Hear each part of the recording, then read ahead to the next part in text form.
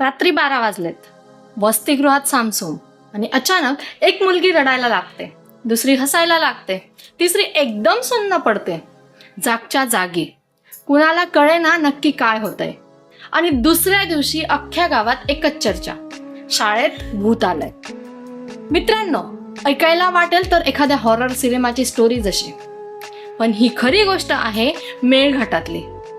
मेळघाटातील अमरावती जिल्ह्यातील चिखलदरा तालुक्यात डोमा नावाच्या गावातल्या एका शासकीय आदिवासी आश्रमशाळेत.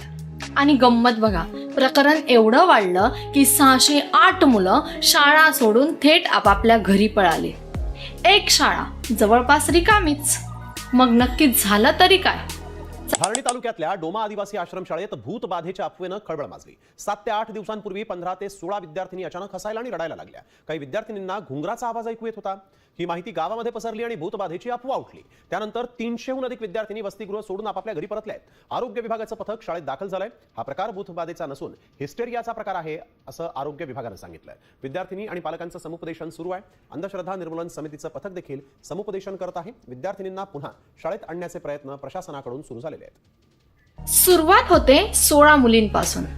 मध्यरात्री अचानक रडणं, हसणं आणि मग अंग सुन्न पडणं. बाकीच्या मुली बिचकतात, कुणीतरी कुजबुजतं, मला रात्री घुंगरांचा आवाज ऐकू आला, कुणी सांगतं माझ्या मैत्रिणीला भूतानं झपाटलं. आणि अफवा इतकी वेगात पसरते की बघा, एका रात्री ती गोष्ट वसतिगृहातून गावात पोचते, गावातून तालुक्यात, आणि बघता बघता शाळेत भूत आहे ही बातमी वणव्यासारखी सगळीकडे पसरते. आणि यात भर पडते ती एका झाडाची. शाळेच्या आवारात एका मोहाचं झाड, जे काही दिवसांपूर्वी तोडलं गेलेलं. गावकऱ्यांचं म्हणणं, त्या झाडात एक अतृप्त आत्मा राहायचा. झाड तोडलं आणि आता तोच आत्मा शाळेत परत फिरतोय. बस, अंधश्रद्धेला एक कारण मिळालं आणि भीतीला पंख फुटले. पुढल्या आठवडाभरात परिस्थिती हाताबाहेर जाते. एका मागून एक मुलगी त्याच लक्षणांची तक्रार करायला लागतात. रडणं, हसणं, बेशुद्ध पडणं. पालक घाबरून येतात, मुलांना घरी घेऊन जातात आणि आकडा जातो थेट 608 वर. आता इथे प्रशासन जागा होतं. जिल्हा आरोग्य विभागाची टीम शाळेत पोहोचते. डॉक्टर मुलींची तपासणी करतात आणि डॉक्टरांच्या मते इथे भूत वगैरे काही नाही.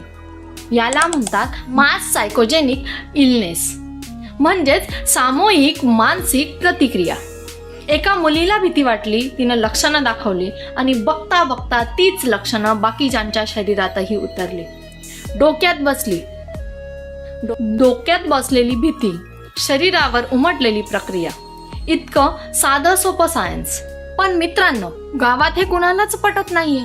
काहींना वाटतं डॉक्टर फक्त सरकारी भाषेत बोलताय, तर काहीतरी लपवतायत.